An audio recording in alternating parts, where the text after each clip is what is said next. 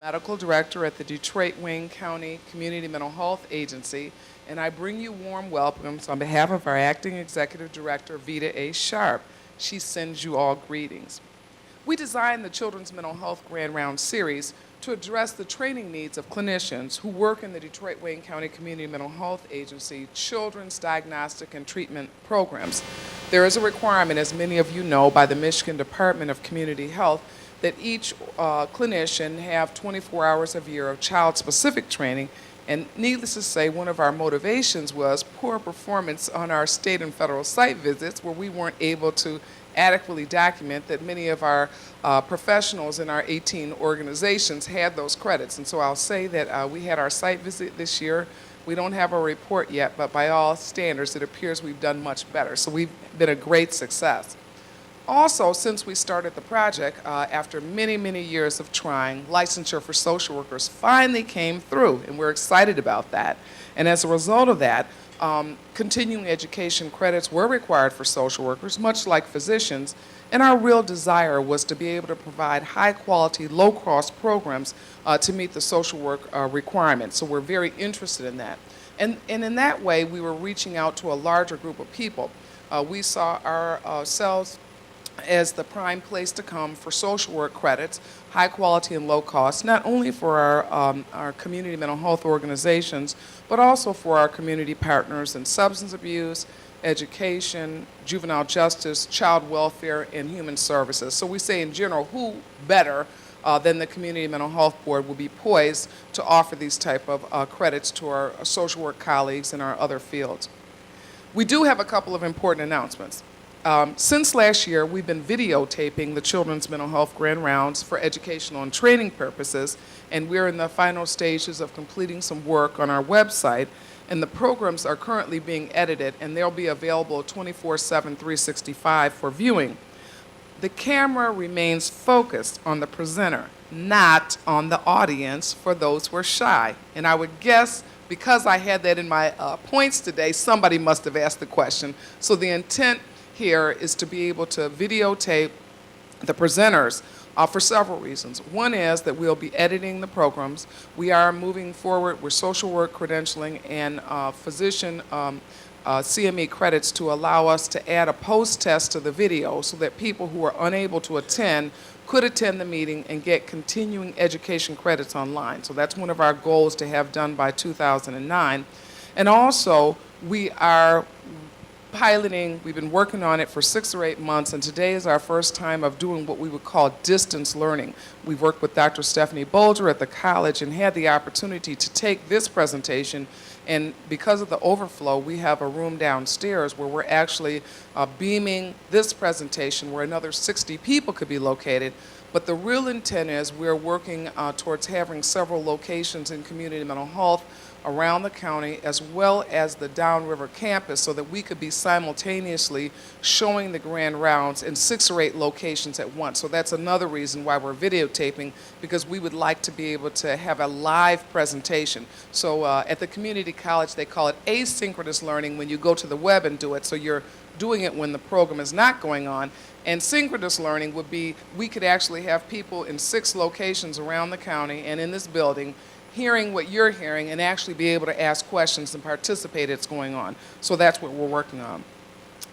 You will find some 3x5 cards in your packets. They're for questions, and just complete the card and pass it out to the outside row.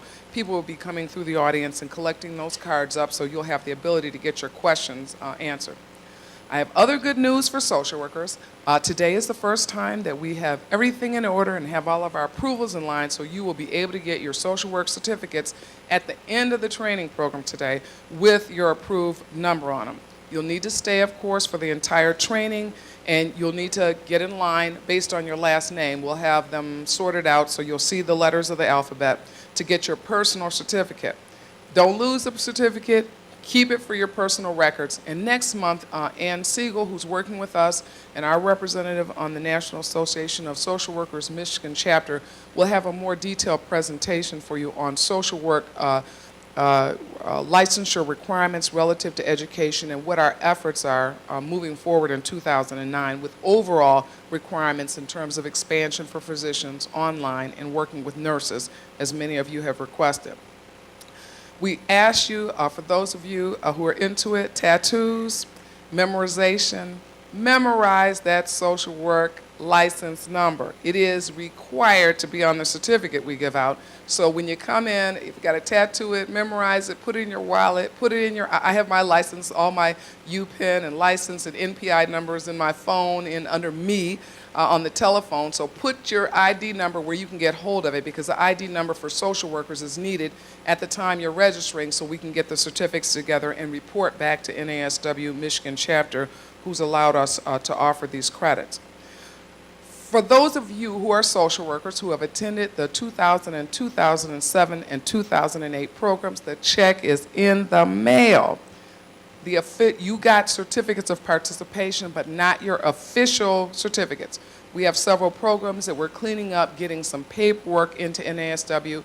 We're right in the middle of renewing our ability to certify programs, and that we'll have all that cleaned up by the end of this fiscal year. So no later than September 30th, whatever programs you may have participated in the FAST and don't have an official certificate, we'll get all those to you by September 30th. So we're getting all those programs cleaned up. But moving forward from today is to be giving you those formal certificates at the end of the program. The evaluation sheet is on the left side of your folder. It's very seriously the comments on the evaluations, and they've led to us working with more distance learning. They've led us to pursue social work licensure requirements. They've led us to pursue the pain management and ethics series, and also to look at certified programs for nurses. So you're interested in hearing about, whether it's for children's or other areas, and they're very helpful. As you've seen, our audience has grown. We've been at capacity all of 2008, and that's a good thing. We have not been without our last-minute phone calls and crisis. The last 2 months, we had some people who we had to turn away, and hopefully with the overflow room and us doing like church, everybody moving in, that won't be a problem this month. We've always had some challenges around parking, and so that has caused us to rethink this no registration requirement. So as a result of that, in order to better plan for how many people we need, we rushed out to party time day before yesterday and rented chairs for you all to sit in. That we are going to be requiring pre-registration for the program, and that's going to start with the March program. So next month we'll have the information about how you register. It'll be through the Virtual Center of Excellence, and there is information about how to contact them if you're interested in that for further information before April. The agency is involved in planning an anti-stigma conference with the Michigan Department of Community Health and the Michigan Association of Community Mental Health Boards. We've shared the materials with you. It's Tuesday, March 25th, all day, the Hyatt Regency in Dearborn. Our speakers, keynote speakers, are Terry Klein, the director of the Mental Health and Substance Abuse Services Administration, and Dr. David Satcher, former U.S. Surgeon General. We still have, till then today, ability to register. The $60 registration fee has been waived for people who are members of the Consumer Family Advocate Council and our Community Planning Council, and we still have a few scholarships available for consumers. We will have transportation available for consumers who are planning to attend the conference. You need to contact VCE today. In your folder, there's information about how to contact them. We also have a copy of today's presentation for you, as well as the schedules for the upcoming grand rounds and our May and September ethics and pain management series for social workers. Today, I'm really excited to present to you this panel for several reasons. Actually, myself personally, I learned a lot about foster care. I'm primarily a general adult psychiatrist, work from people from 21 to 55, so working with the geriatric population or children and adolescents, although I did it during my training, has not been part of my professional career for the last 20 years. And so I learned a lot in preparing to introduce the speakers. I found out that there are many famous people who we all know who actually have experienced being in foster care and juvenile detention, who were at risk and experienced trauma and recovered. And I wanted to share a bit of information that I gleaned about the two today in my talks with Dr. Watson. I was surprised to learn that Louis Armstrong, American's jazz ambassador, they described him as having been raised by a single mother, and he dropped out of school at a very early age to help support his family. And actually, at age 12, he was on the streets a lot, hung out with some not too great characters, and he discharged a firearm at age 12. And he was actually sentenced by the New Orleans Juvenile Court to what they called then the Colored Waifs Home for Boys. It was basically a juvenile detention facility. And he actually stayed there until his 18th birthday. But actually, in the juvenile detention facility, he kind of straightened out his life. They actually had a brass band there, and he desired to play in the band, and one of the requirements was to stay out of trouble. So he did, and the rest, as we say, is history. Also, I read about Babe Ruth, and basically, he had a kind of interesting upbringing. He basically raised himself up on the streets. His mother was pretty sick. His father owned a bar, and they lived in Baltimore. And they describe him as having been neglected by his parents, and that basically he ran the streets in this area. They didn't really provide him much love or much guidance, and he always was getting into trouble, basically to get attention from his parents. One day, he went into the cash register. He wanted some ice cream, and he went into the cash register in his father's bar and stole $1, among other things he did. And his father got mad and told him, if you do it again, you're out of here. You know how when I grew up, it was always, if you cut up, you're going to go out to Eloise. I didn't know where it was, but I knew I didn't want to go there. And he did it a second time, and actually his parents gave him up to the foster care system, and he went to St. Mary's Industrial School for Boys, again a juvenile detention facility, and he really spent the whole rest of his youth at that place and actually getting in trouble constantly, but playing baseball. So he got his love for baseball at St. Mary's, and actually he gained a reputation as being a great slugger and pitcher, and actually the year after his release from St. Mary's, he was signed to a professional baseball contract to the team now that would be the Baltimore Orioles. And he ended up being considered one of the greatest baseball players of all time. So what I took from this is just like Satchmo and Babe, all of our presenters today have had personal experience with the foster care system. And that's what made this interesting to me.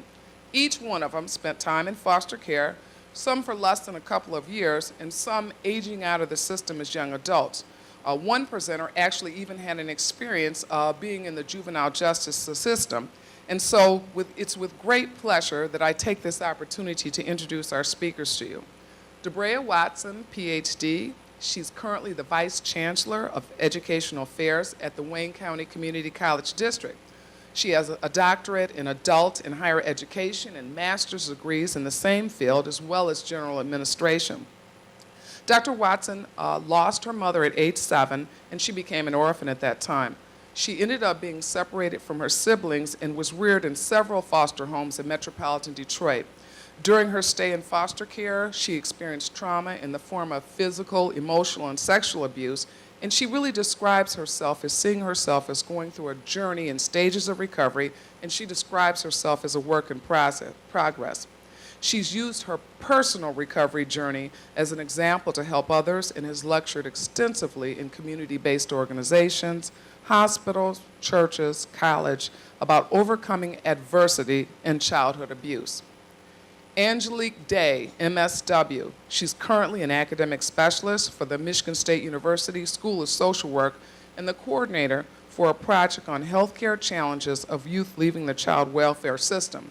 She describes herself as a policy person, and she's an outreach associate and a policy associate at Michigan Children's, a private nonprofit children's advocacy organization. Angelique is also a former youth at risk and was removed from her mother's home due to neglect at age 12. She spent more than a year in out-of-home care before being reunified with her father. Angelique formerly worked with the Michigan Department of Human Services as a child protective services worker, and she is here today to tell us about her story and about the policy issues that we should be concerned about. We have also Dr. John Sita. Dr. Sita is unable to be with us here today, physically present, but we're hoping by technology, he's developed a podcast of his presentation, and hopefully that's going to work out and we'll be able to get that today. Dr. Sita is currently an assistant professor at Michigan State University with appointments in the School of Social Work, the Extension 4-H, Youth Development, and the Michigan Agricultural Experience Station. He's involved in leading edge research and evidence-based practices to explore how do you effectively connect and reclaim strategies for positive youth development and strength-based approaches. His research interests include aging out of foster care, long-term residential care, and the participation levels of former foster care alumni in the child welfare system as leaders. Dr. Sita was also a youth at risk. He was removed from his mother's home at age 8 and spent the remainder of his childhood and adolescence in multiple foster care homes, detention facilities, group care settings, and even on the street. As a child, he experienced abuse and neglect, and his own remarkable journey took him in and out of 15 different out-of-home placements. He's going to share his views about the system linked with the latest research in youth development, resilience, and strength-based approaches. His practical views are said by many to be a combination of inspiration and hope.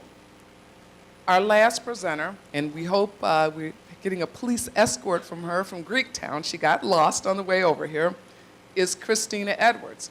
Christina Edwards is a very brave and courageous young woman. She's 19 years old, and she currently resides in the Detroit area. She's a student at Baker College, and Christina spent more than 14 years living in foster care settings, and she's going to tell us her story. Please join me in welcoming all of our panelists for their courage, their vision, and their willingness to share their extensive experience with us. Dr. Watson, Dr. Sita, Angelique Day, and Christina Edwards.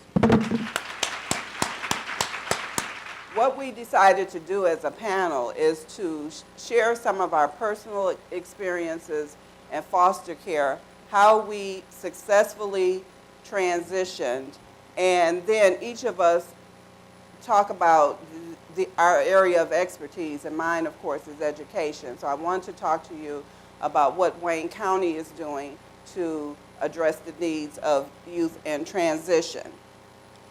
Bear with me while I read. This is actually a story that I had published about my experiences in foster care, and I'm not going to read the entire manuscript, but I'm going to take out bits and pieces and read and talk. So bear with me while I do that.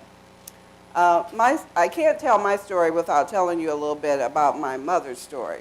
My mother was also an orphan, if you will, but you know, and some of you may know in the South, orphans didn't necessarily go to foster care. They went to the people in the neighborhood.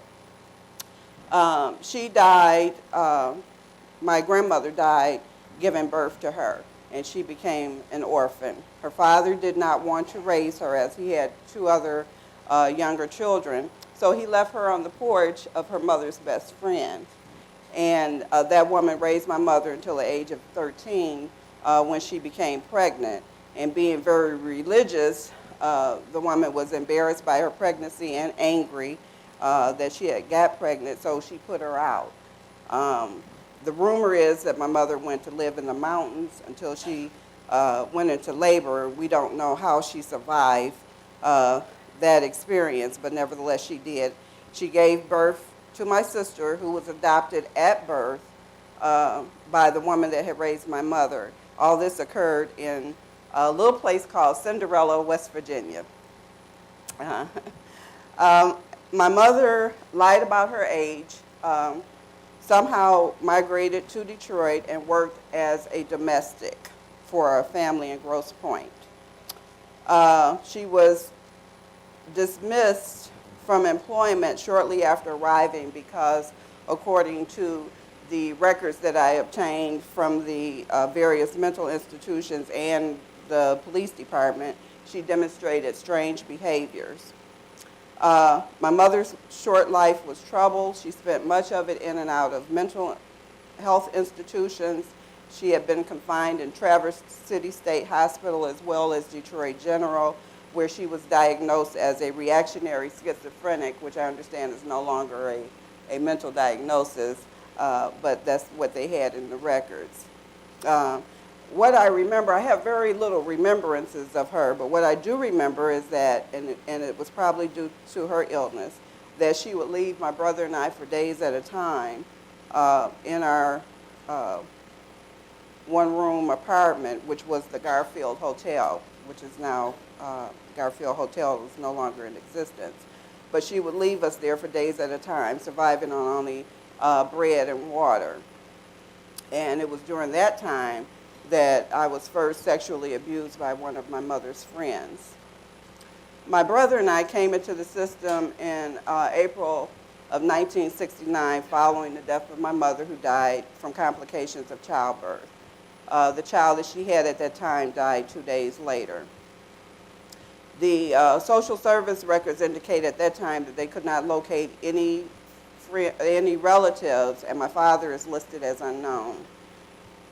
My brother and I were placed in the DJ Healy Home for Neglected and Orphaned Children, which is no longer in existence either. I was 7 at the time, he was 4. We remained at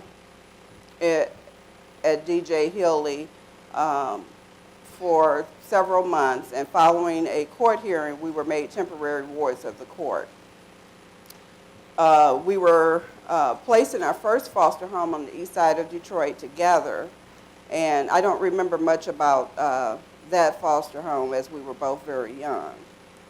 Sandy and I were in our first 3 foster homes together, and then we were separated. I would not see him again until I was 18, and I had no idea where he was during that time. Interestingly enough, when I did get a hold of the Children's Aid records and read about what they said was going on at the time, it was like I was reading about someone that I didn't know. It was just like reading a story or what have you. I have one of the excerpts from the actual Children's Aid records, and it says that, and this is talking about me, and it says, the child seems to be showing good progress towards adjusting to her situation and her social environment. She is a courteous and weak child. She can be submissive in her attitude towards others, although it is felt that she is opinionated and will express herself as the situation presents so. She is reserved for her age, needs stimulation, encouragement, and praise. She does not speak of her birth mother as she did when she was committed to care, but it is felt that she still thinks a great deal of her natural family. And according to the records, I did very well in school. I continuously asked throughout my placement about my sister, because I could remember my mother telling me that I had a sister, even though I had never met her. And I was always told by the agency that I did not have a sister. And I was reunited with my brother, and I met my sister for the first time at my high school graduation. Sandy and I, as I said, we were placed in our first 3 foster homes together, and then we were separated. My first 3 foster homes were on the east side of Detroit. I was always a good student, but I had behavioral problems. I would fight. I would steal. And one of the things, one of my saving graces, as I would say, was a principal that I had in elementary school, Clarice Nan Carroll. And that was at Nichols Elementary School, which is still standing on the east side of Detroit. And she would, of course, in those days when you got in trouble, you went to the principal's office, and you would sit in there and they would find things for you to do. And so she introduced me to reading, and I always loved to read. And then she would sometimes ask me to make up my own stories, and that is where I started writing my short stories. So consequently, being a troubled child and wanting attention, I would deliberately get in trouble, so I would go sit in Ms. Nair Carroll's office. So, like I said, I went on through the various foster homes, and I finally aged out at 18. And like many of the children of today, I had no transitional plan, had no idea what I was going to do. And like many kids, even today, even my own children, if you don't guide them in some direction, they'll just tumble around like a tumbleweed. So that's how I was. I knew I wanted to go to college because I was always on the honor roll, but I had no idea of what the process was to get into college or where money was going to come from. In the meantime, I had a foster mother telling me, well, you better hurry up and make up your mind, what are you going to do? Because I won't get, the check stop after a certain time. So consequently, when I in fact graduated from high school, I found myself homeless. And homeless meaning that I lived with friends that would take me in. I lived in the old Greyhound bus station. I also lived in transitional housing, the YWCA, and the Evangeline Residence for Women. In desperation, I married to have a home, and the marriage was short-lived because it was marred by abuse. But eventually, I found my way through the Open Door Community College and have spent my life educating and empowering myself and others to be self-sufficient. And that's where the community college can play and does play a role in assisting youth that are transitioning. Consistent with the mission of Wayne County Community College to empower individuals, business, and communities to achieve their goals through excellent, accessible services, culturally diverse experiences, and globally competitive higher education and career advancement programs, we continue to offer education programs such as today's events, which is a continuing education event. And of course, this event highlights the major concern in our community and in fact the nation, and that is of youth aging out of foster care. Wayne County Community College District is heeding the call to support youth as they make the transition from foster care, and we're doing that through a number of ways. Of course, we offer affordable tuition. We offer information about financial aid, assistance, loans, and grants. Just the fact that many students coming out of foster care don't have positive K through 12 experiences. And I read one study where it said that foster children at least change schools 7 times, and many of them, 7 to 13% of them enroll in higher education but don't finish, and many of them don't even finish high school. So that's important that they make their way into the community college. One of the other things that we have is we have a mentoring program, and it is based here at the downtown campus. And we have Linda Naylor, I don't know if she's in the audience today, but she's in charge of that program. And we ask students to self-identify if they've been into the system, and they can, of course, be mentored. Also, we offer educational ladders because many students that are transitioning out of the system, like I said, they may have, even such as myself, even though I was an all-A student, I had to find employment right away. And so I did not necessarily have time to go to a 4-year college. And so we have educational ladders where we offer short-term certificates for students so that they can complete that short-term certificate, gain employment, and continue their education. We also provide career counseling such as work preparation, basic life skills, resume writing, etc. Other community colleges are also heeding the call. In the February-March issue of the Community College Journal, there's an article on community colleges step up to support foster care students. And some of the statistics that are noted is that approximately 7 to 13% of emancipating foster youth, those who age out of the system, enroll in higher education, but fewer than 4% of former foster care youth go on to earn a college certificate and degree. So that means we have work to do. We have work to do as a society, as educators, and as child care providers.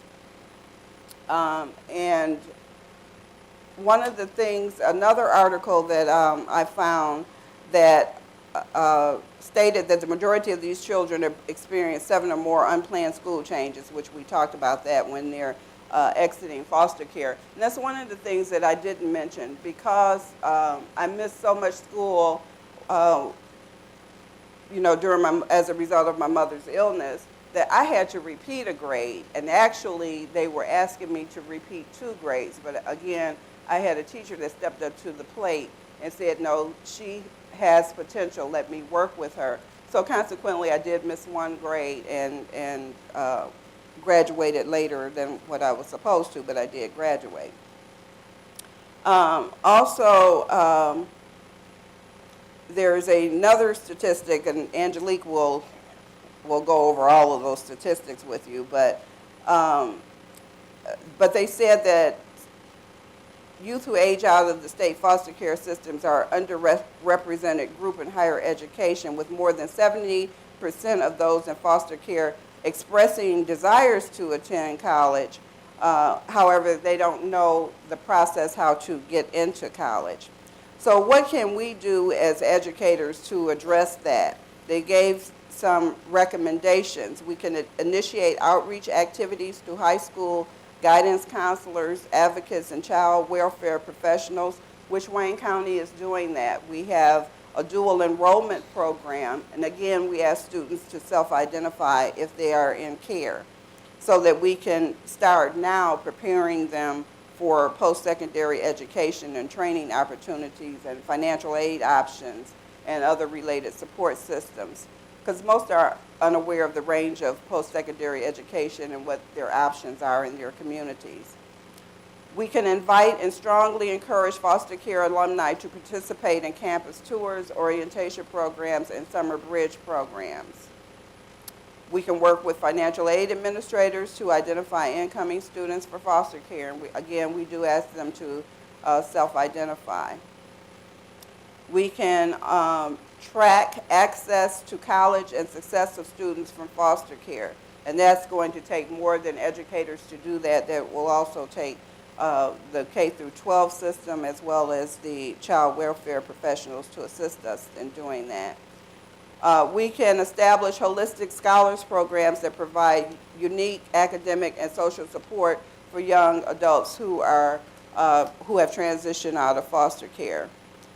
More importantly, you need one person to coordinate those efforts, and we're getting there. Wayne County is getting there as an institution.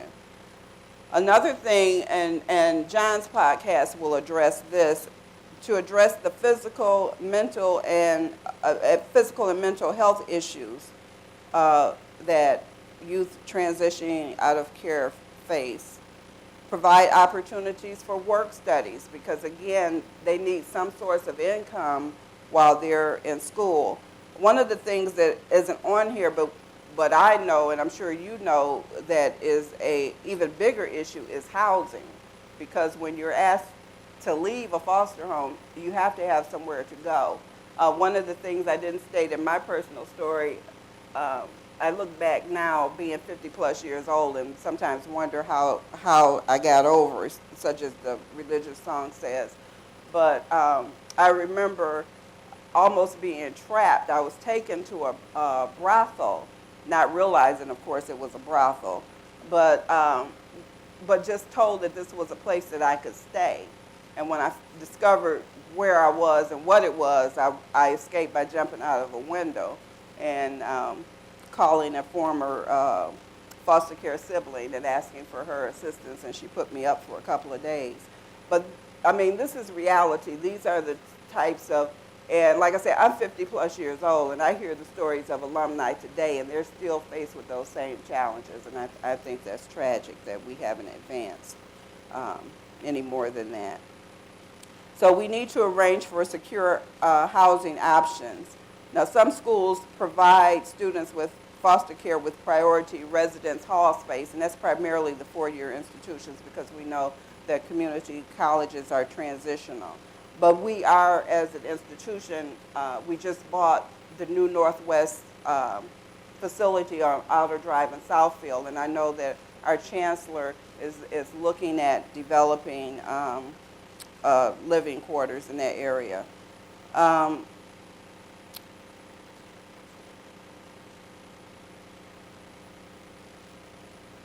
Again, we also have to support students with transportation because many don't have cars, and if you can't get to school, you don't have bus fare or whatever, that hampers your ability to be successful.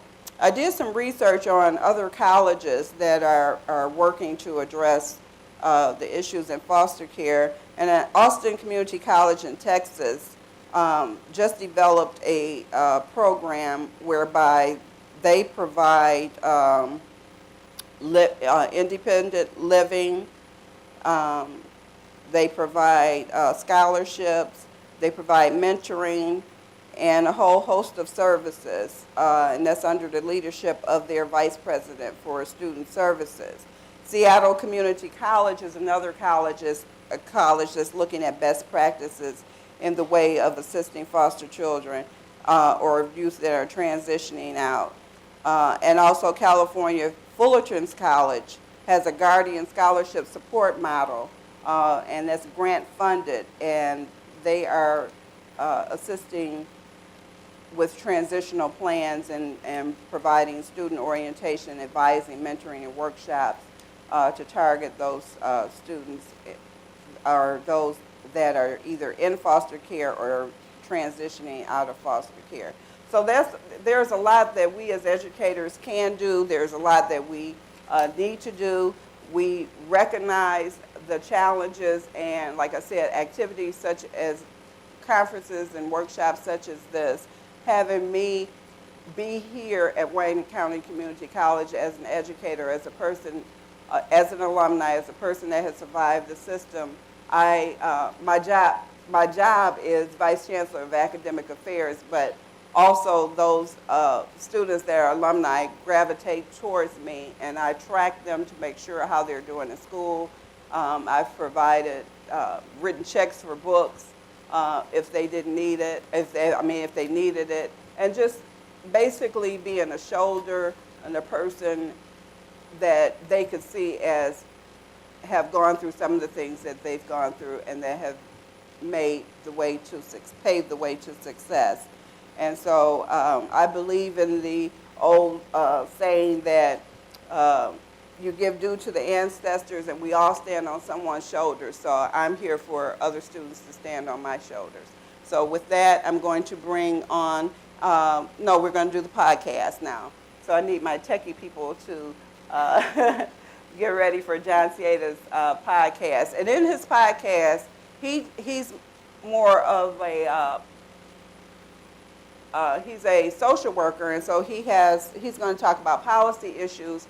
But in his podcast, he also talks about his experiences in foster care and in the juvenile system. The system is failing, but in many ways it's failing because there are so many challenging conditions that would cause it to fail that I've already noted. The kind of young people that are coming in, the challenges that they bring, the lack of capacity. It's kind of like democracy. It's probably not a very good system, but it's the best one we have right now.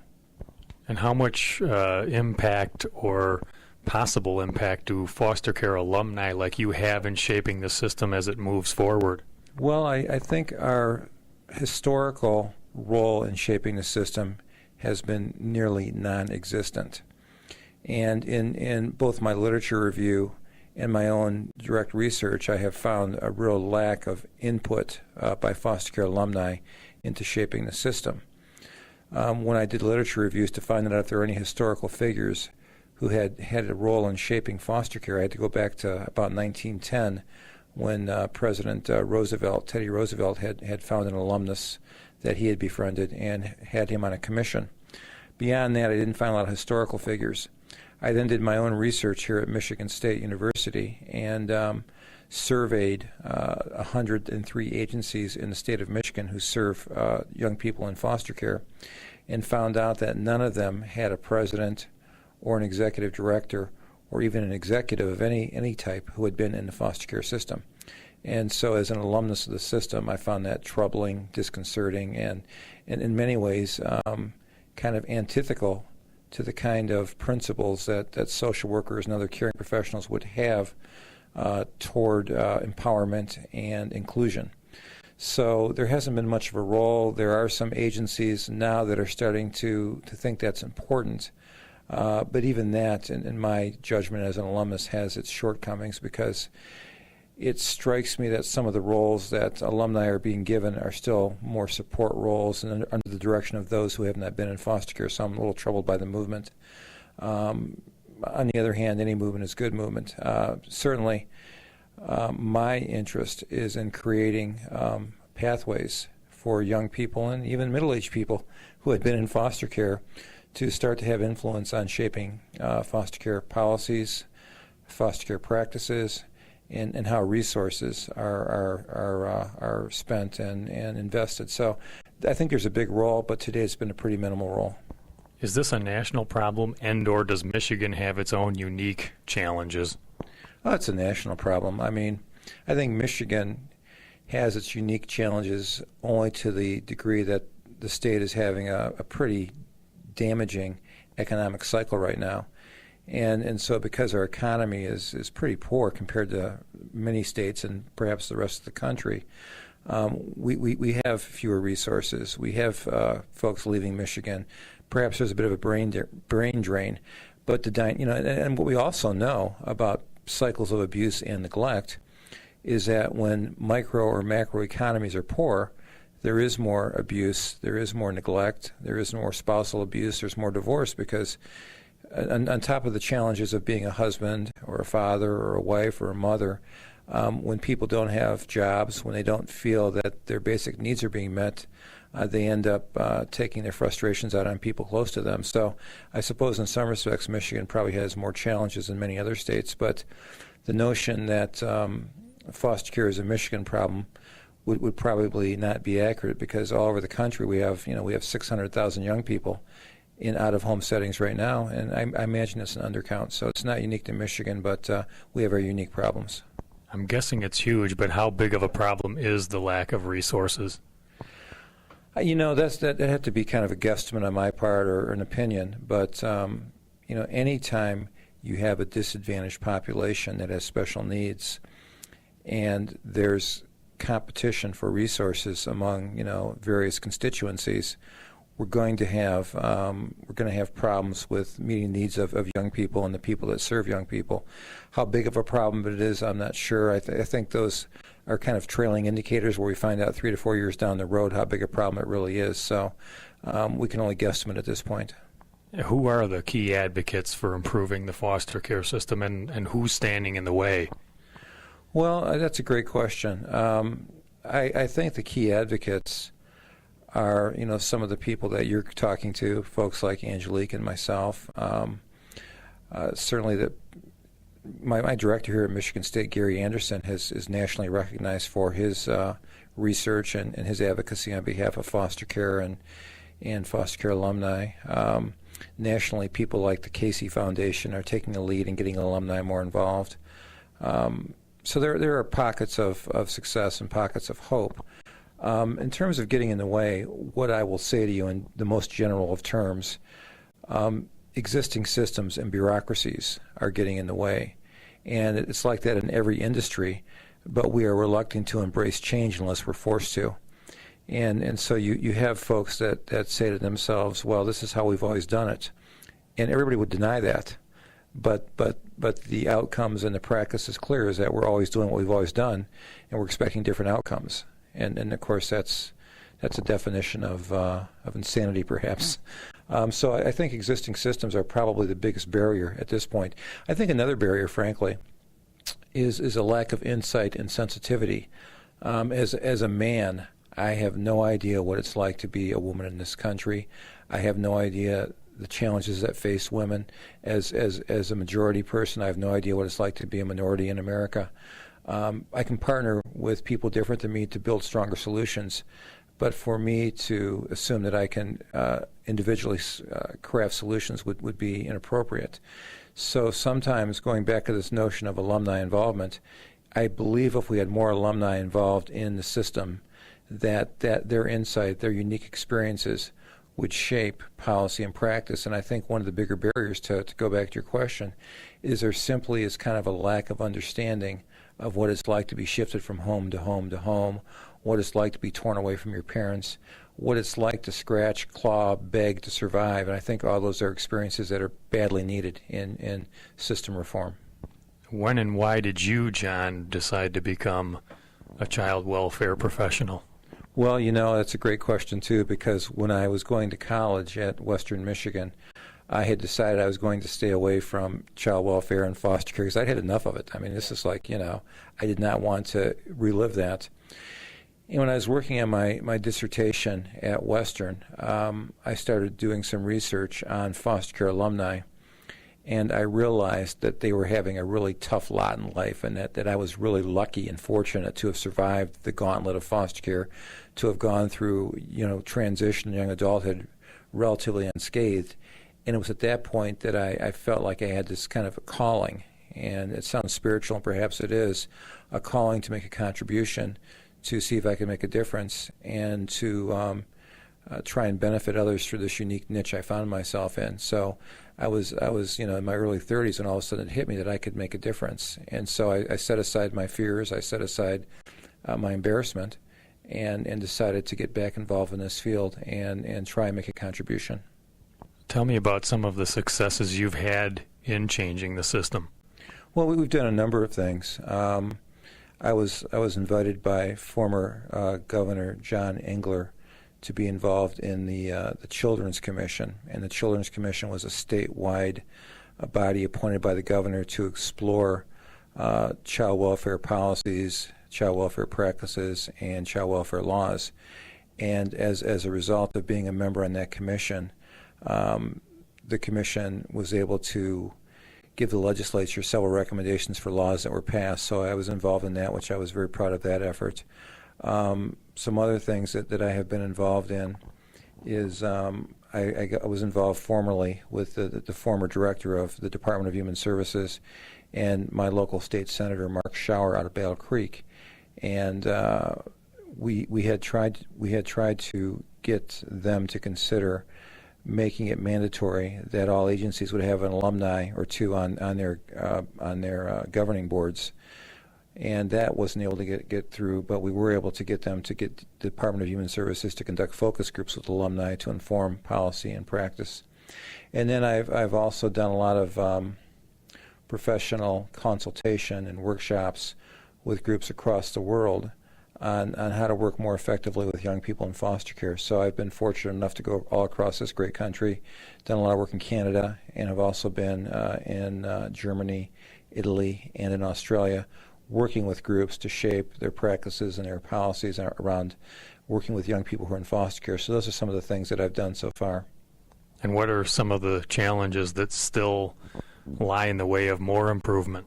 Well, I think right now I'm working with some folks here at Michigan State. I'm collaborating with some folks at Western Michigan to create pathways for young people who are in foster care and who want to go to college and further their education.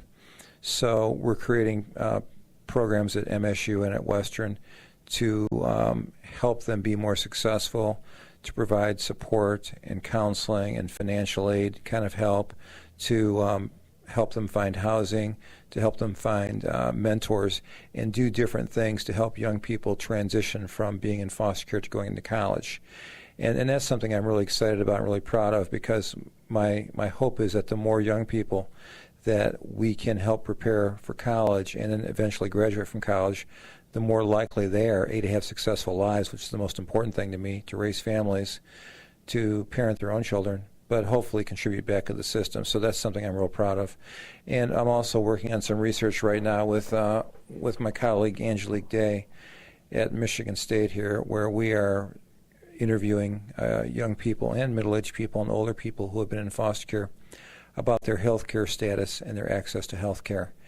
And we're doing focus groups all across the state. And our hope is that once we can find out what their health care is and their access to health care, that we can inform policy and practice and legislation to provide easier access to health care, which of course is a national problem anyhow. And how much change or success has there been in, say, the last 20 years? Well, there's been a lot of change. I'm not sure how much success there's been. The theory of change has been is that if we could put certain programs into place, that we could create better pathways for young people who are leaving foster care. So there's been more attention paid to the population. It's become kind of a hot topic. Senator John Chafee, late Senator John Chafee from Rhode Island, had some legislation passed, which is now called the Chafee legislation, which provided resources and tuition grants and money for young people to go to college. The research on that, in terms of success, is pretty ambiguous, but it's nonetheless a step. It's a step in the right direction. But I am troubled. I know that a couple of years ago I was asked by the Michigan Child Welfare Law Journal to write an article on foster care transition. And as I was thinking about the article, I just by coincidence happened to be talking to a young man who I knew who was at the time 25 or 26 and had actually graduated from college but now was about to become homeless. And as he and I talked, and as I was thinking about this article on transition, it hit me that the challenges that he was facing in the year 2004 were not much different than the challenges I faced in 1974. So when you ask the question about changes and successes, there have been changes. On the other hand, I'm not so sure that the successes have followed the changes. So we're doing some things that are appropriate. I'm not so sure we're doing them with the intensity and the follow-through that we need to. Well, let's say Governor Granholm or even President Bush came to you and said, John, you're my child welfare czar, and you had a magic wand. Are there 2 or 3 key things that need to be done right away, or what are the priorities? Well, that's a great question. My priorities, first of all, would be to get a cadre of alumni that were involved in leadership positions. Just as with the NAACP, we have African Americans that lead that. With the National Organization of Women, we have women that lead that. And by law, the Veterans Administration has to have a veteran leading that agency. So I would make sure we had a cadre of alumni who were involved in that because of the breadth of experience, the sensitivity, and the insight. The second thing I would do is I would dump a lot of resources, invest a lot of resources into capacity building. And I would build a capacity of foster parents. I would build a capacity of young social workers and other people that work with kids that transition out of foster care or that are in foster care, because we simply need to invest more rigorously in that population. And I would also raise salaries, which, of course, in a time of tight resources, it sounds a bit silly, but my belief is that by investing in the front end, we have to invest a lot less in prisons and things like that. The third thing I would do is I would raise the profile of this population through social marketing strategies. It's basically an invisible population. And so in the last 20, 30, 40, 50 years, we have appropriately been made aware of the challenges of people of color in America. We've been made aware of the challenges of people with different sexual orientation, of gay people, of lesbians. We've been made aware of the challenges faced by people with disabilities. Of course, we're all familiar with the American with Disabilities Act. So we've been made aware of disenfranchised populations and how we can change societal laws, policies, rules, mores, and attitudes about people that formerly may have been considered on the margin. And so I think we've become a much more embracing, a warmer society, probably a more navigatable society. And this population is largely invisible, and I would like to do some social marketing in much the same way that we've done other social marketing to raise the profile of this population, to create better awareness and I think better outcomes. It used to be funny 25 years ago, like on the Andy Griffith Show or something, we'd all laugh at Otis the Town Drunk. And we think that was kind of a funny thing. Now when people are with alcohol problems, we don't think it's cute anymore. The same thing with smoking, for example, another example of social marketing. So I think there are ways around this population that we can create sensitivity and awareness to make their pathways easier and to build their capacity as well. This may be a bit of an odd question, John, that's come to me, but you're obviously now a successful, well-adjusted member of society and whatnot. Do you look back fondly on any of it, or was there something that came out of it, or is it just total hell and I'm out of it? You know what I mean? Because most of us look back and I think fondly on some aspects of our life. Is it making sense what I'm getting at? No, it's a really good question. And what I would say to you is that in many ways, how I look back on my life probably isn't that much different than how you do or Andy does. I think we all view our lives through a kaleidoscope of things that we enjoyed, things that were positive, things that leave us with warm memories, and I also think that we look back on our lives with some mishaps, some regrets, some things that we wish had happened differently.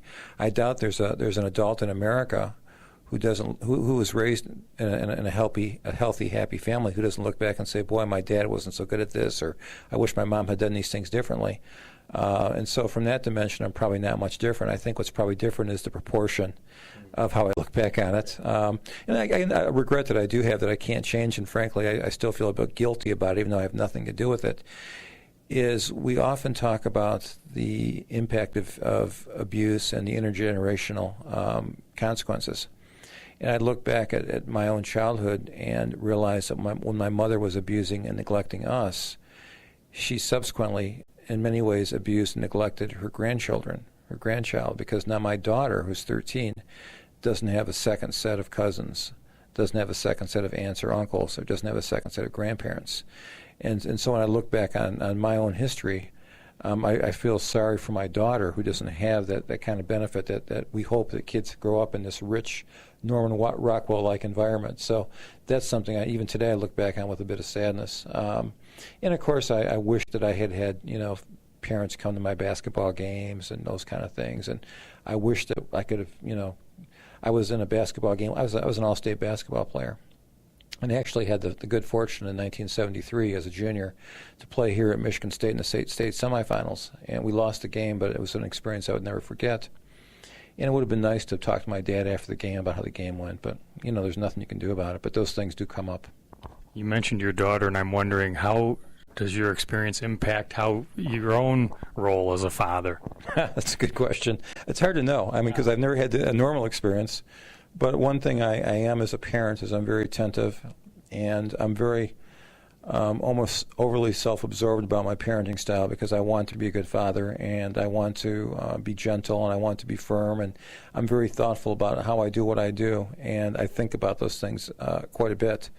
My wife, who was raised in a typical American family, I think doesn't quite reflect as much as I do, and that's not a criticism, it's a commentary on how being raised in a certain way probably influences what you do. And so I'm a lot more aware of my parenting style, my parenting skills, what I need to improve on, what I think is working well. And I'm probably more intentional than many parents. But I wouldn't trade it for anything. I mean, it's made me who I am today. Just some closing thoughts, summary, things you want people to remember, bring it all together. What do you want to leave us with? Well, I think it's important to remember that these people that go through these experiences have a different set of reflections to draw upon, and that there's probably some anger, there's probably some sadness, there's probably some alienation.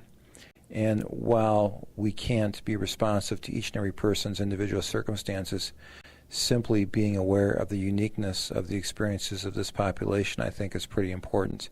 Just as those of us that are in the majority in America need to be aware of the differences of people of color or people that are different than us, I think if I could say one thing to the mainstream American population is to start to become more aware of how those experiences shape people's perspectives and their behaviors and their attitudes.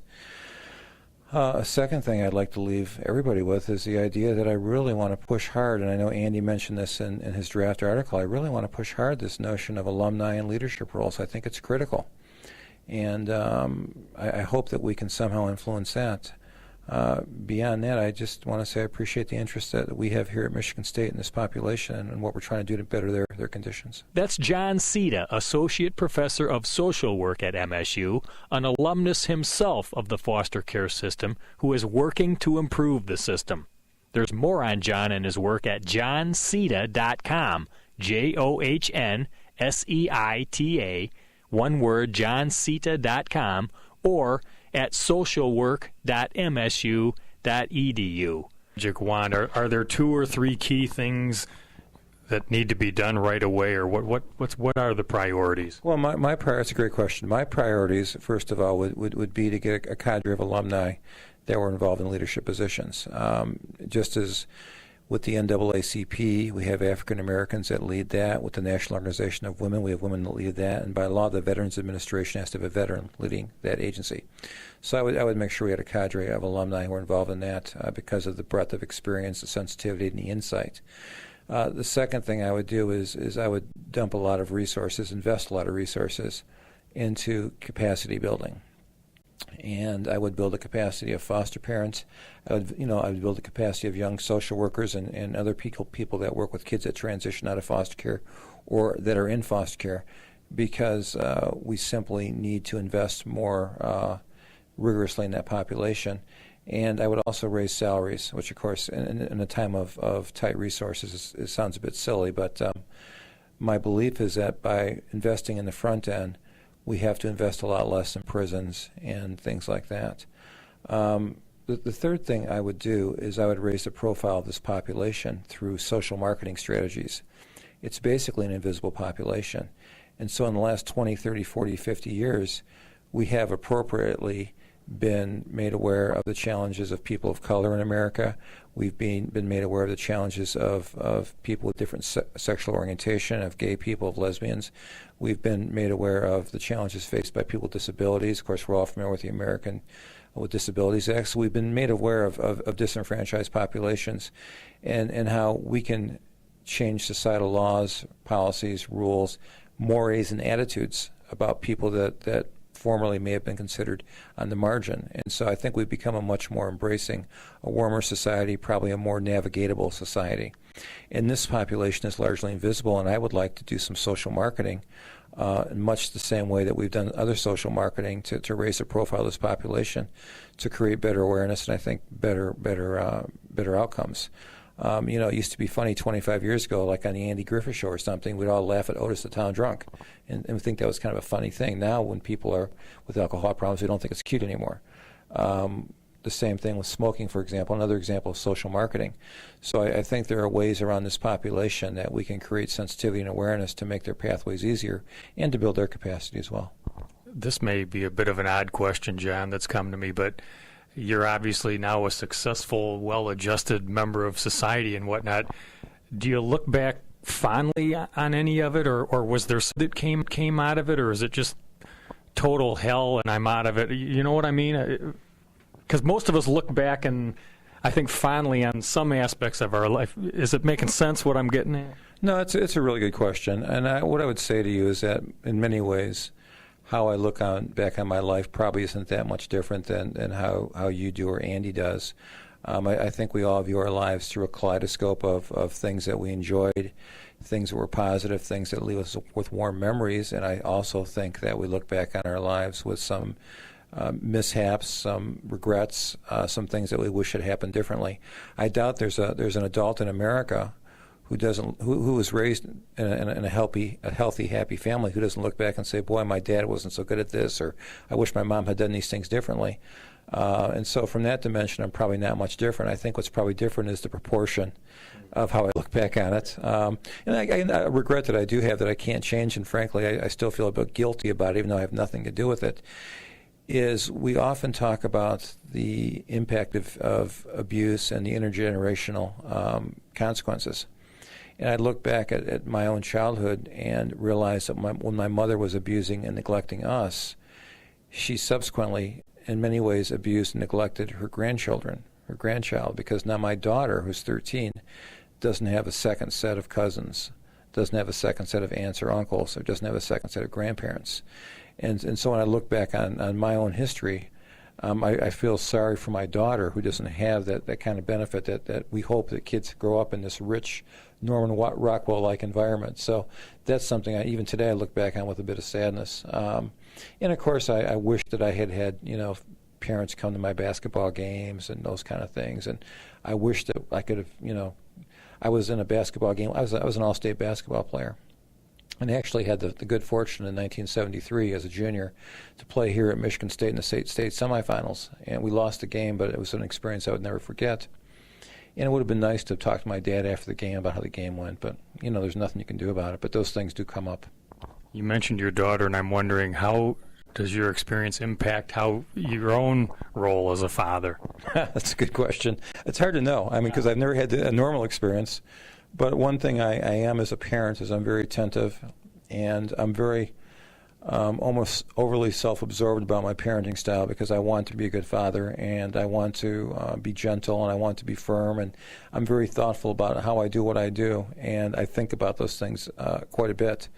My wife, who was raised in a typical American family, I think doesn't quite reflect as much as I do, and that's not a criticism, it's a commentary on how being raised in a certain way probably influences what you do. And so I'm a lot more aware of my parenting style, my parenting skills, what I need to improve on, what I think is working well, and I'm probably more intentional than many parents. But I wouldn't trade it for anything. I mean, it's made me who I am today. Just some closing thoughts, summary, things you want people to remember, bring it all together. What do you want to leave us with?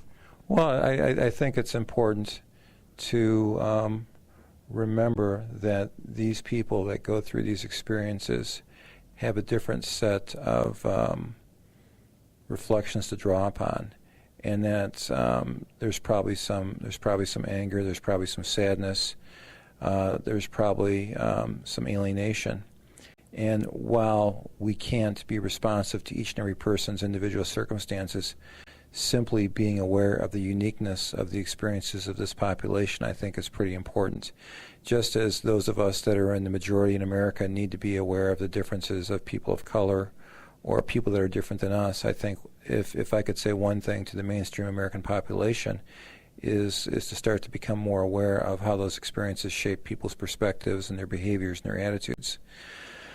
A second thing I'd like to leave everybody with is the idea that I really want to push hard, and I know Andy mentioned this in his draft article, I really want to push hard this notion of alumni and leadership roles. I think it's critical. And I hope that we can somehow influence that.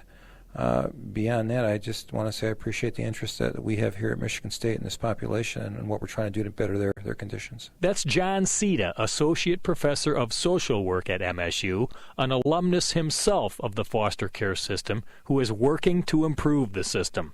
There's more on John and his work at johnsita.com, JOHNSEITA, one word, johnsita.com, or at socialwork.msu.edu. Great. As I was introduced earlier, my name is Angelique Day. I'm an MSW. Got my social work degree from Michigan State University. Graduated in 2005. And it's been a long journey for me as someone who's had personal experience in the foster care system. And what I'm hoping to bring to you today is something unique. I'm hoping to bring to you three lenses of my life: my personal experience, my life working in direct services when I worked as a child protective services worker, and then third, in my current role as a researcher and a policy person with Michigan's Children. Okay? I'd like to start out first by just kind of telling you where I came from and kind of what my roots were. My family has had a very long history with the child welfare system. My parents were first substantiated for abuse and neglect before I was even born. I have an older brother who's 4 years older than I am. So my family first came to the attention of CPS in 1978. My family was substantiated for abuse and neglect 2 times in that year. I guess my brother, who is 4. And then my family, kind of escaping the child protective service worker, actually moved to North Carolina. My dad also had problems with running away from friend of the court for non-payment of child support for 3 other kids he had before he met my mother. So he was a runner, and you'll see that throughout my presentation, that that's his coping mechanism for dealing with stresses and concerns. So I was born in North Carolina in 1979, and then followed shortly after, 10 months later, my younger sister.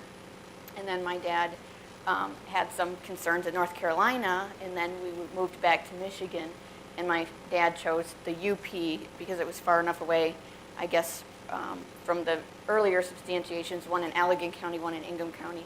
So we moved to Marquette County.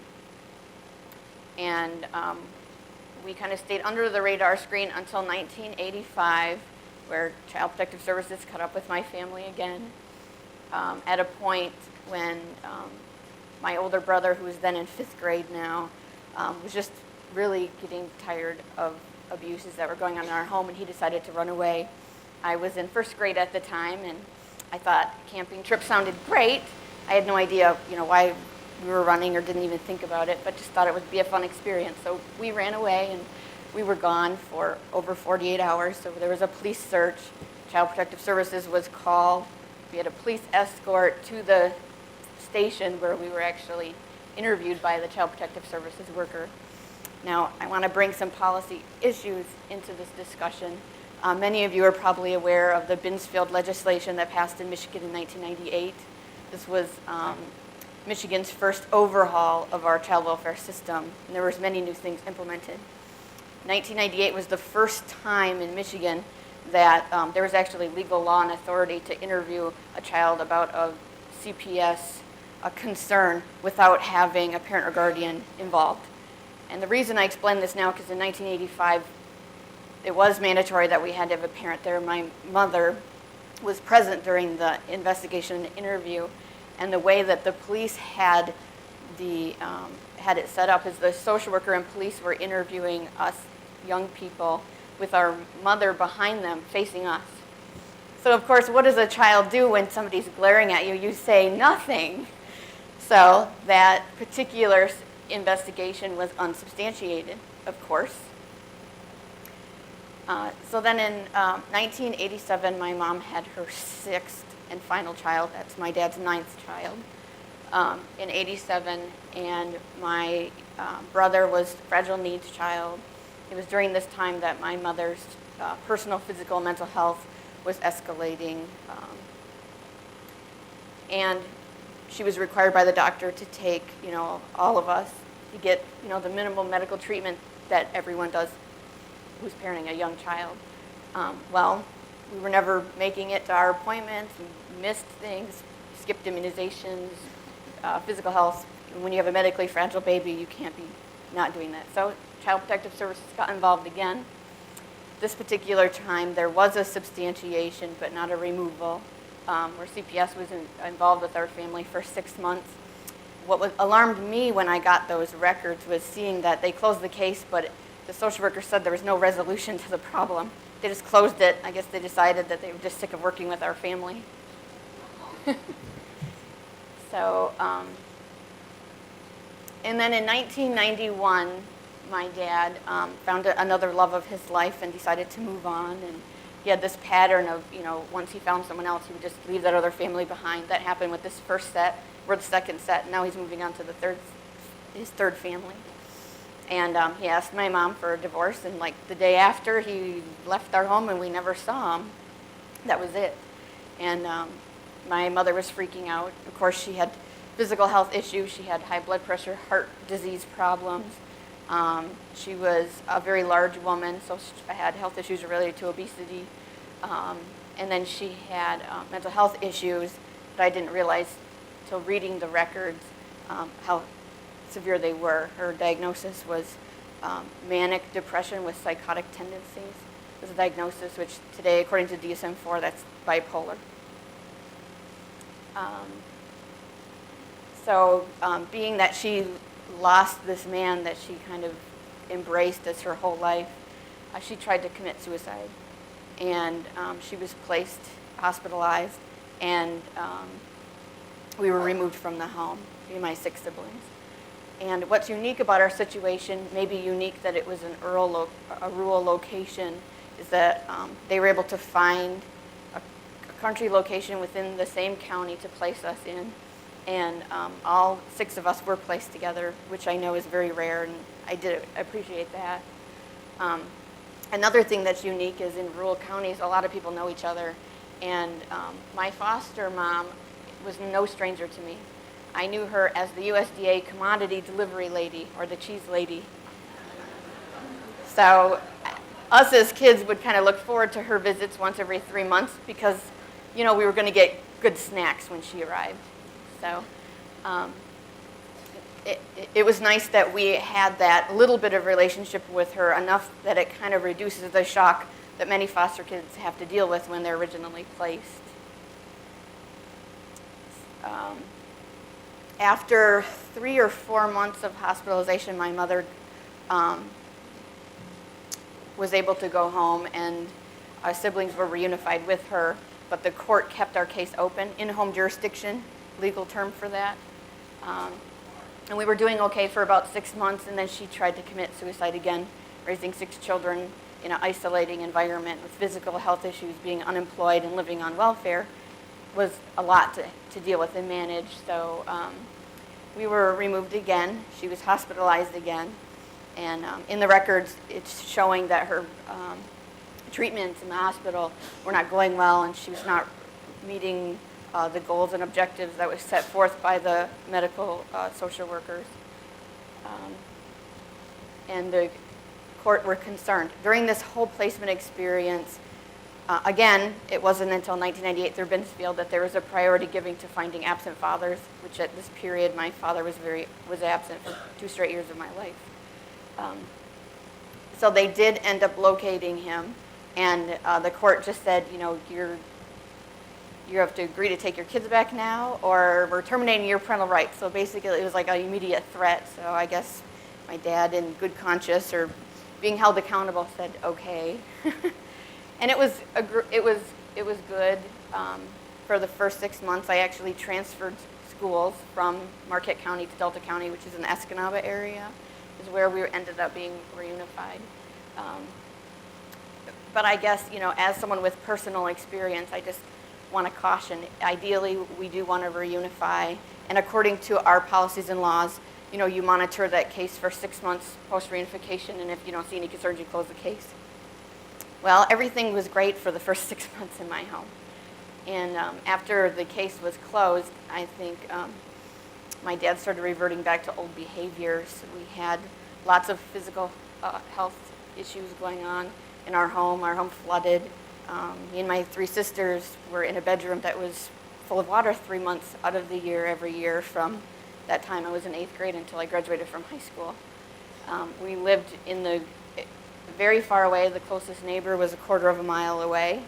So the chances of that particular situation being noticed or recognized was small.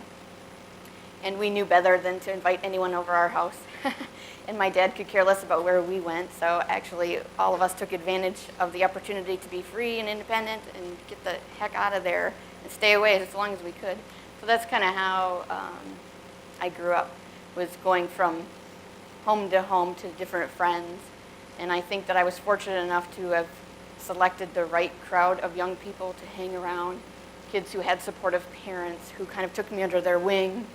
I had parents, I was in gymnastics in high school, and my friends' parents every year on Parent Recognition Day would escort me down and just take on that parent role when you needed a parent that was there.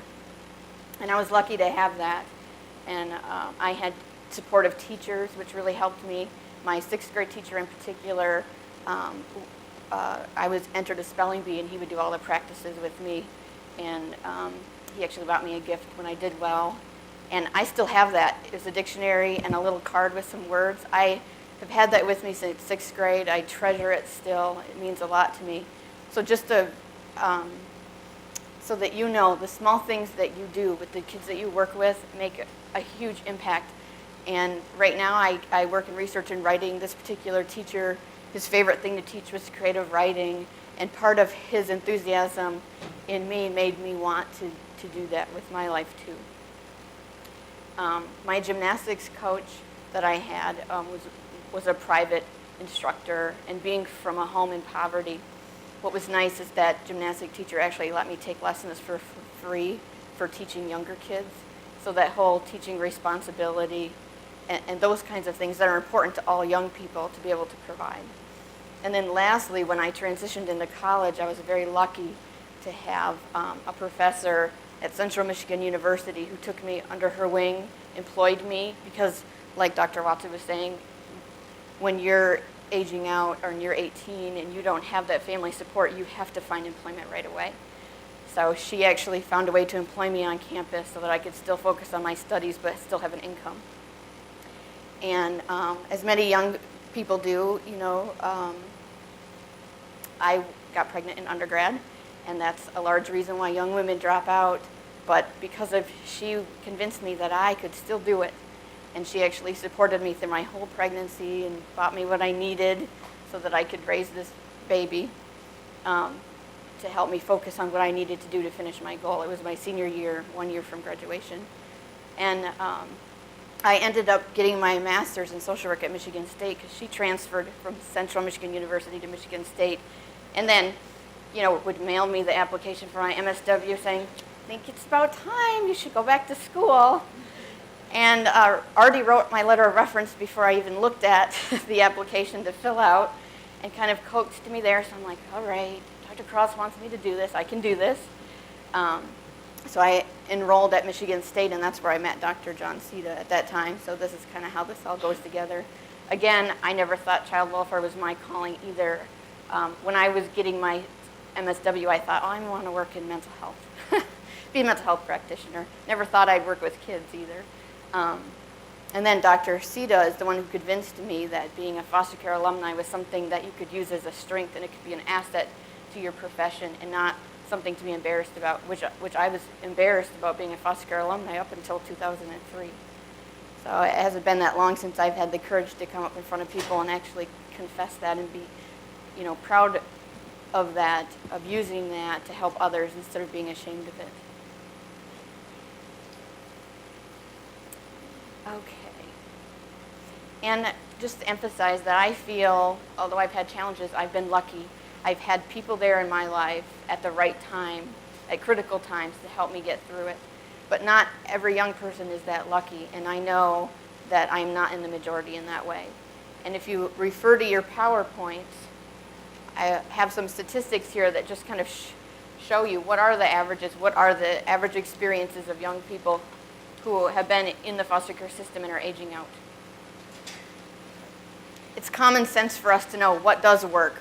What works with any kid works with foster kids. Graduation from school, getting some form of higher education, developing good skills and habits, good workers, finding good jobs, finding economic stability, all of those kinds of things. Looking at some of the statistics, national statistics, and in Michigan, every year approximately 20,000 children nationally will age out of the foster care system every year, facing an abrupt transition with little or no assistance. Again, this is the reality. I really am the exception to this rule. And as a result of this isolation or just being stuck out on their own, the outcomes are horrific. Illegal drug use, teen pregnancy, homelessness, crime, unemployment, and then living with poor physical and mental health issues. We can't assume when young people are 18 that they're still able, to go in and automatically get health insurance. Or do they know that when they're 18 they have to reapply for Medicaid? Oftentimes not. Many foster care workers do all of these things for the young person, and then they don't really think about teaching that young person, okay, this is what you're going to have to be ready to do, when you turn 18 and your case is closed, and these are the expectations. They don't know. And the young people who don't know to reapply for Medicaid, who have been dependent on physical health care prescriptions, mental health care prescriptions, all of a sudden are not taking those medications anymore. And that can cause it can cause exacerbation of those issues and impede their ability to be successful in college, find employment, and things of that nature. 40% of youth in foster care are African American, although they represent less than 20% of the child population in the nation. I want to flip through to your slide that says Michigan findings, because I think what's most pertinent here and what we all need to know is what's happening in Michigan, because you all are serving Michigan kids. According to a report by the Michigan Department of Human Services, approximately 8 out of every 1,000 children living in Michigan are in out-of-home care. So that's a number that we need to be aware of. This is not an uncommon thing. And each year, 29% or 5,800 of our Michigan youth entering out-of-home care are 14 and older. So a large population are older young people, and that many of us don't think about permanency plans like adoption being an option for those older kids. So what are we doing? They're just kind of flailing through the system, and we're waiting till they turn 18, and then we let them go.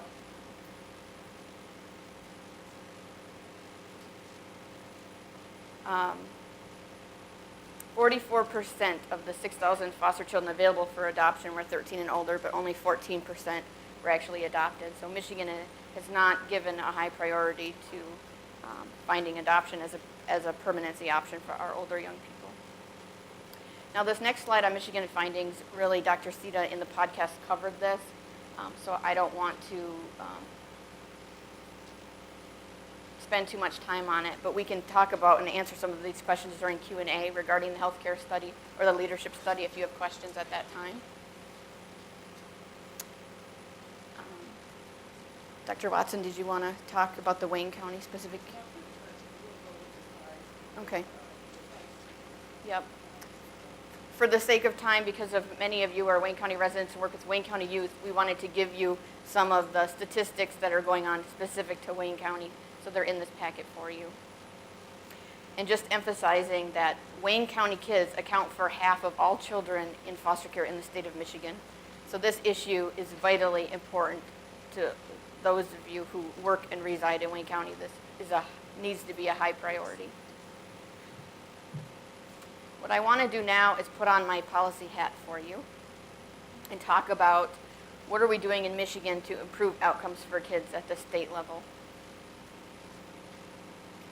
Well, in 2006, our legislator mandated that all of our state departments come together to talk about this issue and to find out and kind of assess and kind of designate responsibilities to our different state departments to ensure that young people wouldn't be receiving or reducing the amount of fragmented services and departments not talking to each other about the different issues and kids knowing about only certain programs and not of others because it depends on which system they entered or are working with.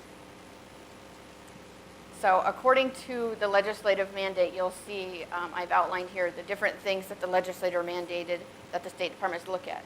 Assessing current services available to our young people, determining the extent to which Department of Human Service programs and other services are coordinated with other departments like Department of Labor and Economic Growth, Department of Community Health, those kinds of things. Yeah, I forgot to change the slides. Oops, okay. To identify potential resources and services in both the public and private sectors. Not only do we have a problem talking amongst State Department to State Department, we also have our time talking to our private agencies, many who DHS is contracting through.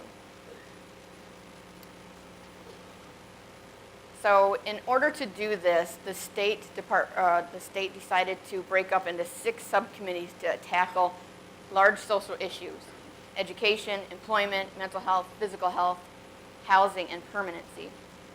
And as a result of that task force, there were 21 priorities identified. And we've given you some handouts in your packets that identify those. They're noted in the article that was authored by Dr. Watson and myself. And also this issues piece, where it says issues for Michigan's children, spells out for you what those 21 priorities are. And then after that, it talks about what has Michigan done to implement these. So these came under legislative mandate as of September 2006.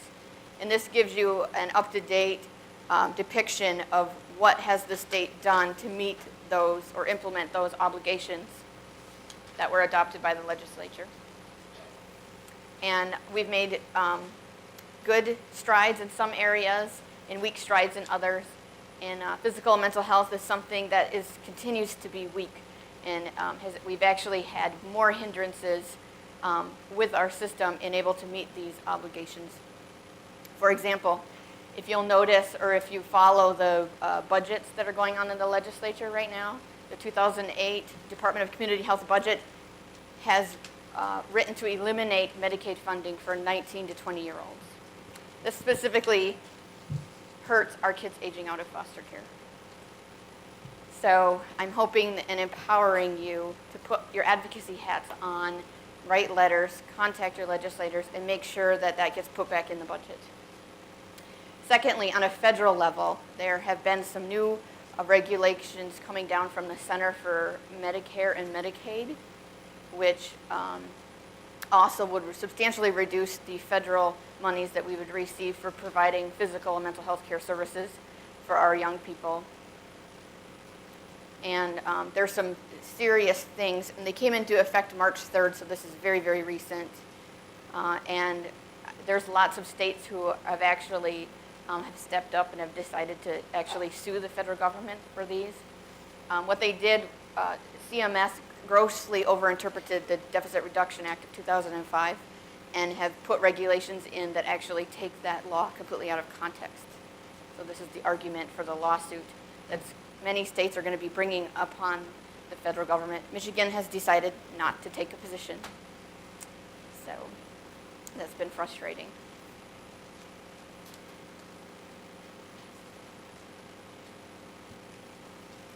I do want to I'm going to skip a slide and then go back so that Christina has a chance to talk without being disrupted on promising practices. I just wanted to add some things related to Dr. Watson's talk, where she talked about some of the strengths that the community colleges have been taking on. And I want to tell you about 3 wonderful things that have been happening in Michigan related to 4-year universities. Western Michigan University, where Dr. Sita is an alumni, as of this coming fall of '08, are the first university in the entire state and one of the first in the entire nation to implement a foster child tuition waiver, so that young people who want to go to Western Michigan University can go for free, where they receive tuition assistance, housing assistance, automatic enrollment in federal work-study programs, and mentoring services. So the complete array, the ability to stay on campus during holiday breaks and summers. Basic things that foster care alumni have been saying for years have been easily fixable things that we've not done anything about. Western Michigan University has stepped up to the plate and has become a model for all of us. So we're excited to follow that and to find out how many young people they'll be able to recruit and serve. So please make sure to tell the young people that you're working with about that opportunity. Secondly, the University of Michigan has a limited number of full rides, 8 a year in fact, that they provide to young people who are interested in attending the University of Michigan in any major in their undergraduate program. It's limited to 8 young people, but if one of your young people is interested in U of M and can get that scholarship, that's a full ride. So that's great. Limited, but it's a great start. Finally, at Michigan State University, we've had since 2006 a MSU foster child scholarship. It's not a full ride of any kind, but it does provide support in addition to a Pell Grant. It's up to $1,200 a year for specifically targeted towards foster care alumni for those interested in attending Michigan State. Michigan State did just recently receive a grant with the assistance of the Michigan Campus Compact to actually explore building a tuition waiver like Western Michigan University's program. It's in the beginning stages, and Dr. Steed and I are excited to be a part of that initiative, and we'll keep everybody informed, and hopefully we can be able to follow the wonderful role modeling that Western has done for us. Incidentally, Western's program is called the John Sita Scholarship, named after an alumni of Western Michigan. So you can download the information and all the forms to sign your kids up right on the website. Just go to Western Michigan University and then do a search for the John Sita Scholarship. I was hoping to be able to do some research for you on positive mental health initiatives going on in Michigan, and I found all these negative things, and would love to know about more positive things that may be happening maybe on a local level, because the state has a lot of work to do. So without further ado, I want to give Christina the floor and give her a chance to tell you about her story. This is really my first time. I've never really been in front of people, so it's really new to me. So I'm 19 years old. I guess to tell a little bit about my life story is that my mom, I was born in an all-white family. I'm the first black child that was born on my mom's side of the family. So I really never had a real family support, because they were kind of really prejudiced. So it was kind of really hard for me to be accepted by my mom's side of the family. So Just so nervous. I don't mean to be shaking. I feel like I'm about to sweat. Okay. So, so I struggle a lot. I went through many white different schools, never really felt like I was part of anything. My mom also had a man problem. She put men first before she put me. So many times I was always abused by her men who were alcoholics and very abusive to me. Many times there'd be investigations, but things would clear up, everything would be fine, and then would be back to normal, and then happen again all over. To the age I got 14, my mom got surgery. She got the bypass surgery where she lose all her weight, and she acted like an 18-year-old. So she wasn't home no more. She didn't really care about me.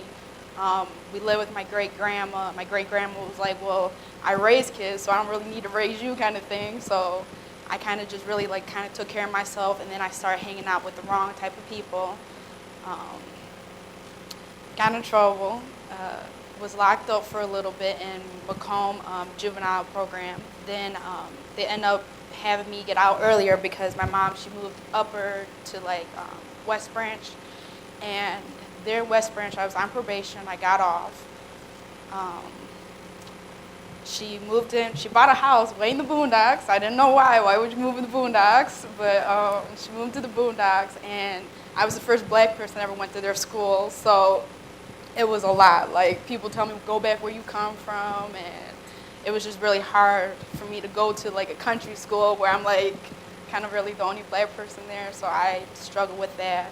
Her boyfriend was also alcoholic. He started abusing me, but then I was like, I'm 14 now, so I can stand up for myself. I don't have to take it no more. I could, kind of give you that F you attitude a little bit. So I was a little happy about that, but you can't really do that with people who are grown. So I got taken out of the house for abuse and neglect. It hurt me the most because my mom chose him before she chose me. So I was really depressed for a long time. I went to different type of foster care homes because, one, I wasn't socializing. Two, when you're angry, you just anger at everybody, but you don't realize you're doing it, but you're just doing it because you don't know no different. So I had to move to different homes. It got to the point where one of my foster homes, I was actually being kind of the bully person, being real tough because I had so much anger. I didn't know how to release it. And they're like, come on, talk to us. And I'm like, I don't want to talk to you guys. I just got taken away from my mom. And, this is my only person who was my ally at the time because I don't know anybody and I never had no type of really good support. So I got taken out of that foster home. Then they're like, well, since you're not doing good in foster homes, we're going to give you an opportunity because my mom, she was an LPN nurse and she had that on her record, so that kind of would stop her from doing other type of nursing programs. I'm not really sure about that.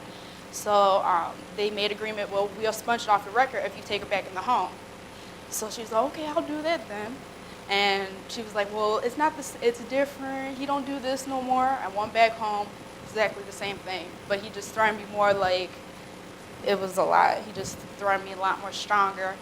And I tried to cry out to them, so I had to do something to cry out to them because I was trying to tell them, it's the same.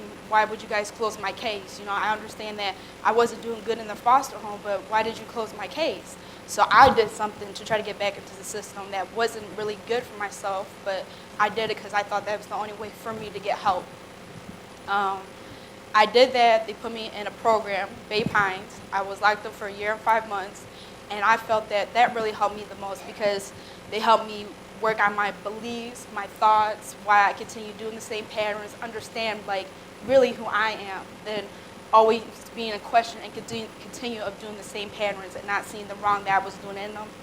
So I finally got out of that, but it was so crazy because I actually had an opportunity to see people the dark side of people, why people do things that I would to me, I would never do because I'd be like, okay, that's a little scary, but actually understand why people cut on themselves, why people feel why they're not loved, not understanding things. And that was me because I did not understand none of that because my mom never showed me no way how to love myself or how to say no to somebody with feeling positive. I was very passive aggressive, as they say. So I learned to be more assertive and learned to be more of that I could do it kind of thing, and then having so much doubt in myself and say, well, oh, I'm a typical person. I'm just going to continue committing crime all my life, and I don't care. I hate everybody else. Shame on what people did to me, not shame for what I did, and take responsibility for what I have done.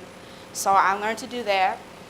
I asked them, I was like, give me a chance. Let me at least have an opportunity to graduate from a real high school because, you know, my mom's side of the family always say, well, you're never going to graduate from high school. You're just going to get you a little piece of paper and say you went to high school. And I'm like, I want to graduate. So I asked them to give me a chance to go back into a foster home because they were like, well, you need to do supervised independent living. I'm like, hold on, time out. How am I going to do supervised independent living where I don't even know to even, if I'm actually going to follow the rules? Because supervised independent living, you have to follow the rules. If you don't follow the rules, you lose your chance of homing and everything. And I was just too scared because my mom always struggled, and I don't want to struggle as an adult. So I was like, well, give me some time, but let me at least grow, you know, because if you've sheltered for a long time, the outside world is so new, so you're like, okay, ooh, the birds, I never really noticed the birds. So,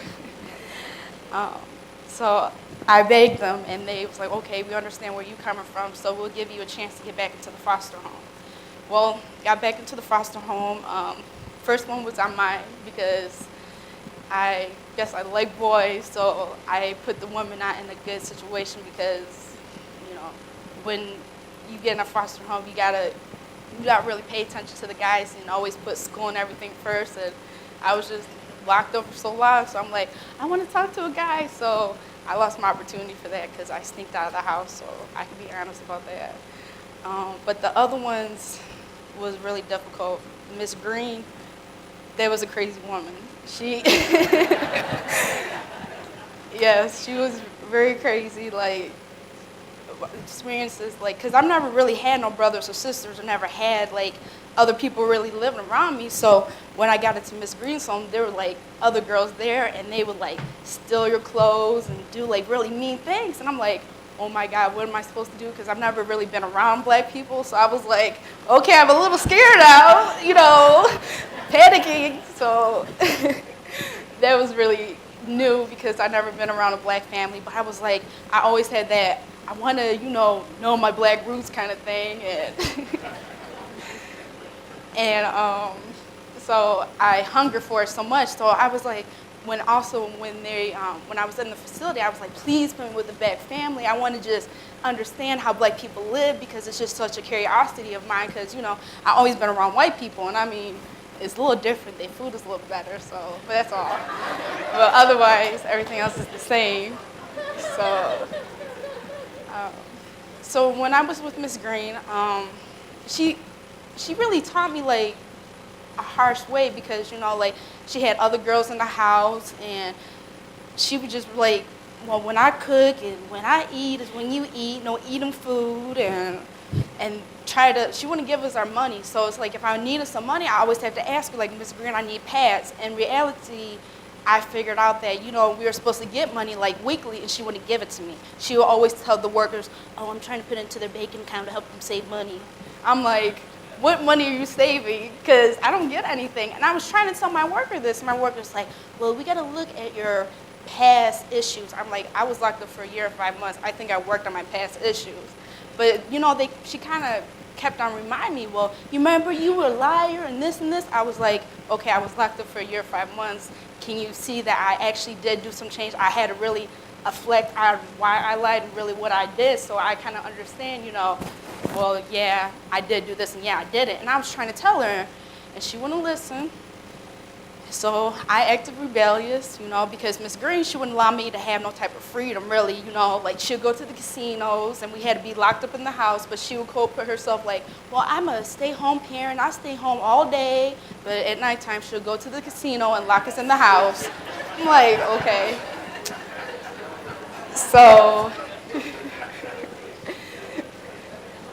then when they also enrolled me into Detroit Public High School, and it was oh my God, that's the most first time experience of being in a public black high school.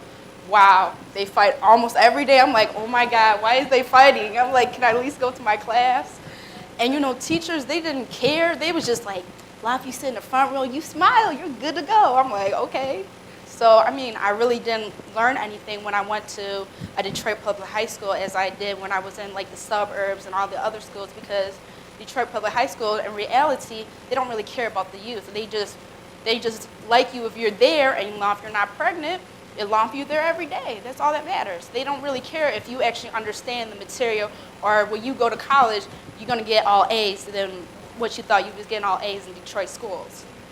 So I graduated from Murray Wright like on a thin thread, because, you know, I'm like, well, shoot, I seen the seniors skipping and not being in class, and I'm like, well, this kind of is a good thought, because, you know, I don't really get that much freedom, so maybe I could just skip school a little bit and come back at the certain type of hours.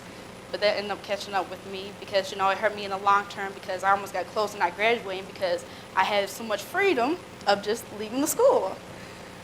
So I shaped that up, and they put me into another home, because I was telling my worker, like, I swear this woman is crazy. I'm trying to tell you, she have us only have like one toilet paper. We have to only use a towel. We got to ask to wash our clothes, and she would make all these types of excuses. And my worker would be like, "Well, that's what I told you. You should have been supervised independent living. You're too grown to be in this." I'm like, I'm 17. I was locked up for so long, and I felt that I owe myself this, you know, to at least have a little bit of being real as much as possible, because I never was really quote will, because I never felt and I never had any feelings. I was always so cold-hearted. So now I'm more like sensitive, as they say now. So, so she was like, okay, well, I'll put you in a different home, but this is your last chance, your last chance. And I'm like, okay.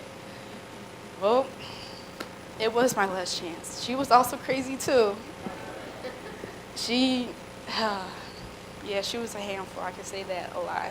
Like, we go to church, and I mean, there's nothing wrong with going to church, but I feel like if you're a child who, you have to go to church with understanding. You can't just go to church and say you got to go to church every day, and you sleeping and you playing off, and you get in trouble for playing off because you don't know it.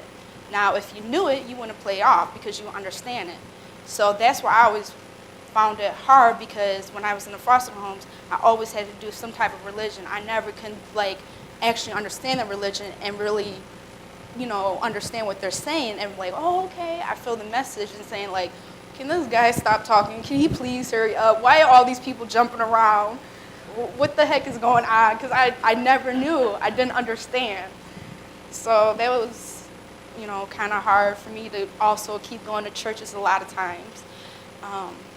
After that, she was like, well, they had an agreement, because my mom, she came, because, you know, me and my mom's relationship is really a hot and cold, because I tell her as a person, I love her because she's my mom, she gave birth, but she has hurt me very mentally, that I will respect you, but I can't say I love you, because, you know, you hurt me and you continue doing it. You're not understanding that I'm a human and I'm your child. You can't just put somebody first, because I'm always going to put you first. Why do it to me? But I had to learn to put boundaries with my relationship with my mom, and that was also kind of hard, because, you know, sometimes you're like, well, I just want to try to get close, and then when you get close, you always get let down. So I had to learn the hard way. So my mom, you know, she wrote me a check, like, I'm writing you a check for your prom, so you'll be able to go to prom. And I'm like, yay, I got a check, so I could, you know, get prom and get all decorated. The foster mom was like, well, come on, we're going to search for your prom dress.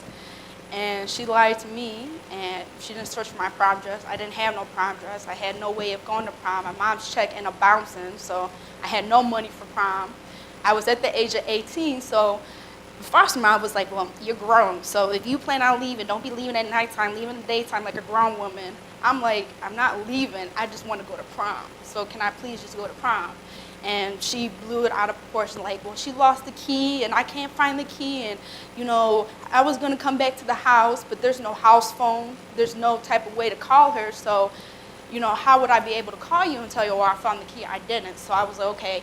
I called my one only friend that at the time I was talking to, and, you know, I actually told her who I really was, you know, like, I don't have no mom or nothing, so she was like, well, okay, you know, well, my sister, she has a prom dress, so maybe you could fit into it. I'm like, yes, okay, let me suck at this gut a little bit. So I sucked at that gut. I was like, yeah, I fed in it. So I was able to go to prom. But after, when I went to prom, she called the cops on me. She was like, well, she left the house without being, letting us know. And the cops was like, well, she's 18. You can't really call the cop, can't put her underneath runaway. So she's 18. And she was like, well, she ran away from me. And I'm trying to tell them, no, I didn't. The woman told me I had to stay in the house because I couldn't find her house key, so I couldn't go to prom. So that ended up becoming a big fight. And then, because the agreement was also that if I would have stayed there until I graduate, I would have got into a supervised independent home, a supervised independent living. And I was telling them, like, I don't want to be dealt with her. I'm tired. I'm tired of going through so many people's homes. I'm just tired completely of it. I'm tired of being lied to. I'm tired of people saying, oh, this is the honeymoon stage. I just want somebody who's just going to be real with me, going to tell me, okay, this is how you pay the bill. This is what you got to do. I don't know none of that. I'm 19 years old. I don't know none of it. I can just tell you guys all flat out and being honest. So I ended up staying with my friend and her mom. They closed my case. So they're like, well, since you left, we're kicking you out the door. We're closing your case. And I'm like, why are you guys closing my case? I'm being honest. The woman wouldn't let me go to my prom. I'm not just going to up and lie and just leave out of the house. They're like, well, we don't care. The agreement was for you to stay there until you graduate. You didn't reach the agreement, so you have no chance. I worked at McDonald's. I had to walk back and forth to McDonald's. When you live with people like, money this, money that, give me this, give me that. So in reality, when I got a paycheck, I had no money. So my friend ended up going to Montgomery, Alabama. And I was like, well, where am I supposed to go? The mom was like, well, you need to find a shelter. You need to go somewhere. I'm like, which shelter am I going to get into? Because I'm not pregnant. I'm not abused. Do I have to punch myself in the eye or something to go there? So I was like, I'm not about to punch myself and have a black eye just to go to a shelter. So I got lucky, and I went to Baker College in Owasso, where they actually have a dorm. So there's only certain type of Baker colleges that have dorms. I believe it's in Owasso and Flint, a couple of other areas. So I'm like, yeah, I got a free ride. It's all covered. I'm like, ooh, I'm so blessed. But there was a little bad incident, was that her mom wouldn't let me stay there, and so I had to leave to go to the dorms. So out of coincidence, my father, first time in 18 years, I met. He's bipolar. I will say that honestly. I met really a bipolar guy. He was a bipolar. He was a drug addict. I had to go with him to NA and everything. And I'm like, why do I have to go with you to NA? I've never used no drugs. I'm not a crave for like that. So I couldn't relate. And he was like, come on, you got to support me. And I'm like, how can I support you? I'm not even understand what you're going through. I don't understand your mind frame or nothing like that. I mean, I understand it because I was locked up in a facility. So we had to cover girls who had, drug use problems. I understand a little bit, but I can't really relate kind of thing. So I stayed with him. I went to school, but the hard thing was for school, I didn't have no money, had no phone, I had no clothes, I had no towels, no food, because when you go into dorms, everybody's like, oh, I'm bringing the couch, I'm bringing the TV, oh, I got this, and I'm like, well, I got myself. So I didn't really have anything to offer, and it was to the point it got real bad because my roommates would go, I lived in a room with like 8 girls, counting myself altogether, it'd be 8. So that was really a awkward situation, and my roommates were all white. So they're like, I've never lived with no black person. Wow, how do you do your hair? Like, whoa. I'm like, okay, privacy. So, and then they were like, it was okay a little bit, and then they're like, why are you eating my food? Like, can you stop eating my food? I'm like, I really don't have any money, and I'm so sorry. And they were like, well, this is only our food that we have, and none of my roommates really understand for what I was going through. I mean, I don't sit down and just sit and say, hold on, take a seat, let me tell you my life story. I just gotta, do my school and just roll with the punches. So I didn't have no food. It was hard because I didn't have any food. But the funny thing was, I also met, like you did, somebody came up to me and was like, I want to help you. I'm like, what is you doing, woman? I do not know you. Why are you coming to me? And she's like, I really want to help you. I can really relate. And I'm like, okay, this is a little awkward, funny. So she's a dean of the school. Her name is Carol Delson. She's been an angel to me. Like, she's been a mother that I probably would never have. Like, she has gave me money. She has, always checked on me, always been like a real guardian angel. And I'm happy that God gave me a blessing to meet her because, it's good to have somebody who's saying, you know, I'll give you money or I'll help to do this for you, where you don't have nobody who's sitting there saying, well, let me help to do this or let me do this for you, because, you know, you just got yourself. But then it was also hard too, because on holidays, I had nowhere to go. I had to basically go up to my friend and be like, can you adopt me for Christmas? And they were like, okay. And, you know, it would just feel awkward because, you know, you trying to mingle with their family and they don't know you and you don't know them, but you have to be with them because you can't stay on campus. So that was always hard for me on holidays to find somewhere to go because there was nowhere for me to go. And it would cost like $100 or $85 to stay, and if I didn't have a job, how would I have food? Because, you know, there's no food, there's no nothing, no roommates, just old me by myself. So I kind of got nervous about that. So I had to basically leave because it was hard for me to just maintain staying there because I had nowhere to go for holidays. I had really no transportation, I had no job, you know. The job, she allowed me to get a job that I only got like maybe $85 that, you know, helped me get my personal products, something better than nothing. But it just, I still wasn't able to maintain, like, you know, if I needed pants, I couldn't really get pants because I only got a certain amount of money from the job I was working at. So I end up living with my boyfriend. Not pregnant, knock on wood. I'm not pregnant or anything.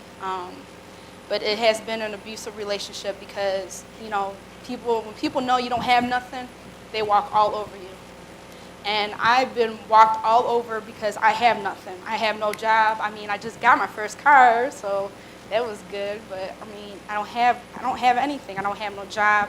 I have insurance. I have it through Medicaid, so I applied for that. I didn't know I had to apply for that. I lost it for like a couple months. But I ended up figuring out, like, oh, okay, you got to reapply for it. I was like, how am I supposed to know this? They're like, well, did you not know this? Did you not apply for it? Well, no, not really. I always had people apply it for me, so I never really had to do it myself. So, I mean, I've learned to kind of get a little bit more independent, you know, like applying for, you know, my food stamps or applying for my Medicaid. But, I mean, otherwise, I haven't had anything. Like, I've tried to go to shelters, but I go to school. And in order for you to be in the shelters, you have to be there for a certain amount of time, and you have to go through their system. And a lot of times, the school is not by the shelter home, so that makes it difficult. So I'm like, well, I guess I'm just gonna have to continue doing this, staying with my boyfriend and his mom. But you know, the only way how I maintain money is through my loans, and that's bad already, because you know, college student getting a loan, I'm gonna be in debt already. So I was like, well, I might as well just help myself there. So, I mean, yeah, I guess I do struggle a lot through not knowing no type of ways of how to reach help from anybody, not knowing no type of good support system where somebody would say, I'm listening to you, I understand, and I have heart, and I give you courage, and I'll give you that step. I don't have nothing to anybody to tell me to give me that step. I'm going off of just pulling it from air. Like, I'm afraid to get my own apartment because I don't know how to pay no bills. The only bill I have in my name is my cell phone bill, but that's never paid every great blue moon. So, I mean, otherwise, I don't really have no really good guidance and nobody to really give me that right direction. I've been doing my own direction so far. You know, I maintain going to school. I go to Baker. I go for marketing. I'm kind of avoid that field of getting into social worker because I'm like, I'm done. I don't want to be no social worker. I don't want to dealing with people's issues, you know. That's in my past. I'm going to leap forward and just travel. But, I mean, gave this great opportunity to talk to everybody and give everybody my own personal life story. So, I mean, I appreciate the audience and a little bit laugh. So, I mean, thank you very much, everybody.